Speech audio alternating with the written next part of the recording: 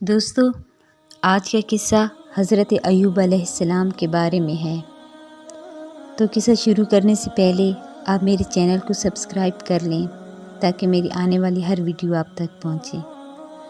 حضرت ایوب علیہ السلام مشہور پیغمبروں میں سے ہیں۔ آپ کا وطن ملک شام تھا۔ آپ حد و درجہ کے صابر اور شاکر، یعنی بہت زیادہ صبر کرنے والے اور شکر کرنے والے تھے۔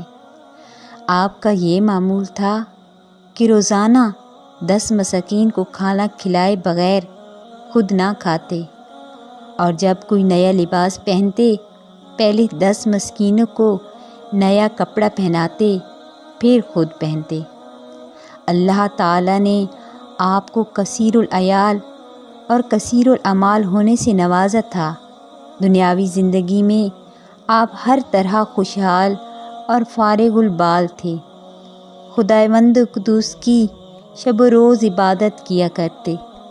فرشتوں نے جب آپ کی کثرت عبادت کو دیکھا تو یہ گمان کیا کہ اللہ تعالیٰ نے چونکہ آپ کو مال و اولاد کی کثرت سے نوازا ہے، اس لیے آپ کثرت سے عبادت کرتے ہیں تاکہ شکر گزار بندے بنیں۔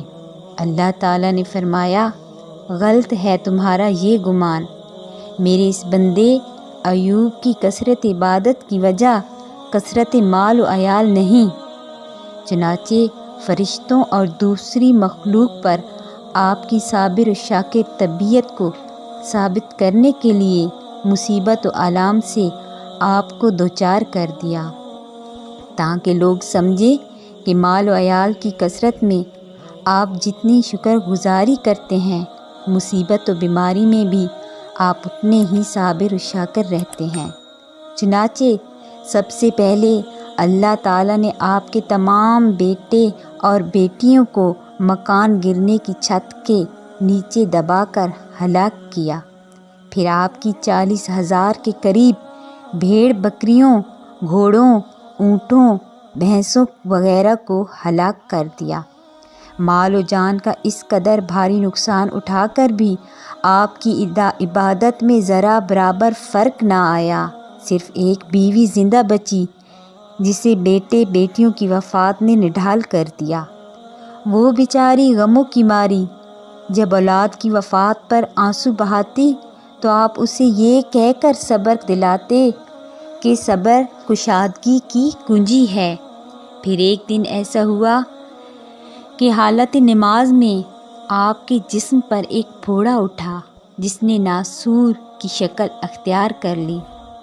پورا جسم پھوڑوں سے بھر گیا، تمام بدن کا گوشت گل سڑ گیا، حتیٰ کہ زخموں میں کیڑے پڑ گئے، لیکن باوجود اس قدر مصیبت و تکلیف کے حضرت ایوب علیہ السلام کی عبادت میں فرق نہ آیا۔ کوڑ کی بیماری نے اس قدر غلبہ کیا کہ چلنے پھرنے حتیٰ کہ اٹھ کر بیٹھنے کی سکت بھی باقی نہ رہی۔ ایک ہی جگہ پر پڑے رہتے، لیکن زبان پر پھر بھی ذکر الہی جاری رہتا اور نمازیں اشاروں سے ادا ہوتی۔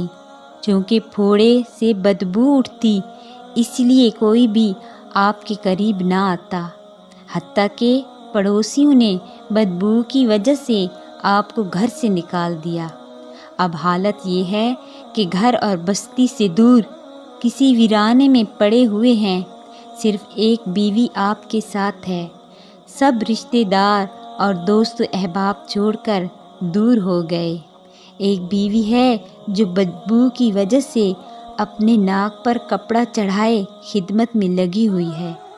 حضرت ایوب علیہ السلام نے ایک دن اس وفادار بیوی سے کہا، سب میرا ساتھ چھوڑ گئے ہیں، میرے بدن کی بدبو کی وجہ سے تم بھی دور کہیں جا سکتی ہو، میرے لیے میرا اللہ کافی ہے۔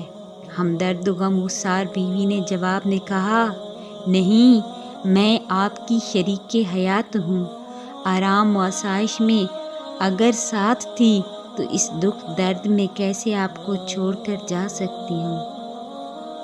آپ کی یہ وفادار شریک حیات جب آپ کو ٹاٹ میں لپیٹ کر ایک مقام سے دوسرے مقام پر اٹھائے پھرتی تو جہاں جہاں سے گزرتی یا بسیرا کرتی وہاں وہاں سے لوگ بدبو کی وجہ سے دور بھاگ جاتے، بلکہ آپ کو اس ماحول اس مقام سے نکال باہر کرتے۔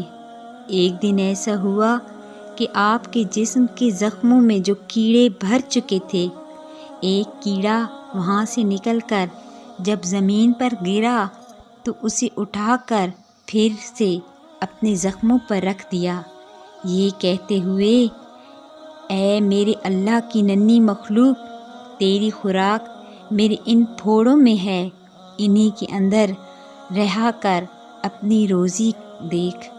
القصہ، ایک طویل عرصہ آپ کو کوڑ کے اس مرض میں مبتلا رہے، جسم کا کوئی حصہ پھوڑوں سے خالی نہ تھا۔ ایک دن جب آپ کی زبان پر بھی ایک پھوڑا نکل آیا اور پھر ذکر الہی میں اس تکلیف کی وجہ سے کمی آئی، تب آپ نے پہلی مرتبہ اپنے رب سے التجا کی، باری تعالیٰ، پورے جسم کے کسی حصے کی تکلیف کی میں نے شکایت نہیں کی، بس ایک زبان بچی تھی جس سے میں نے تیرے نام کا ذکر کیا تھا۔ کم از کم جسم کے اس چھوٹے سے ٹکڑے یعنی زبان کو تو محفوظ رکھ تاکہ آپ کے ذکر سے اسے تر رکھوں۔ اللہ تعالیٰ کو اس پر ترس آیا اور اپنے صابر و شاکر بندے پر آئی اس ہولناک آزمائش و امتحان سے نجات دلانے کا فیصلہ کیا۔ حضرت جبرائیل علیہ السلام تشریف لائے اور یہ خوشخبری سنائی کہ اے ایوب، اللہ نے تجھ پر رحم کیا، راحت و شفا یابی بخشی جا رہی ہے، یہ لو جنت کے حوض کوثر کے پانی سے بھرا ہوا پیالہ، اسے پیو اور بدن پر بھی چھڑکو۔ چنانچہ حوض کوثر کے اس پانی کو پینے اور چھڑکنے کے بعد آپ کی ساری بیماری فوراً ختم ہو گئی۔ آپ کی شکل و صورت چاند کی مانند چمک اٹھی۔ حضرت جبرائیل نے جنت سے لائی چادر آپ کے بدن پر لپیٹ دی۔ اتنے میں آپ کی وفاشار بیوی جو قریب کے گاؤں سے آپ کے لیے کھانا لائی تھی، اس جگہ آ کر پوچھنے لگی، اے شخص، میرا یہاں اس جگہ بیمار خاوند پڑا تھا، وہ کہاں گیا؟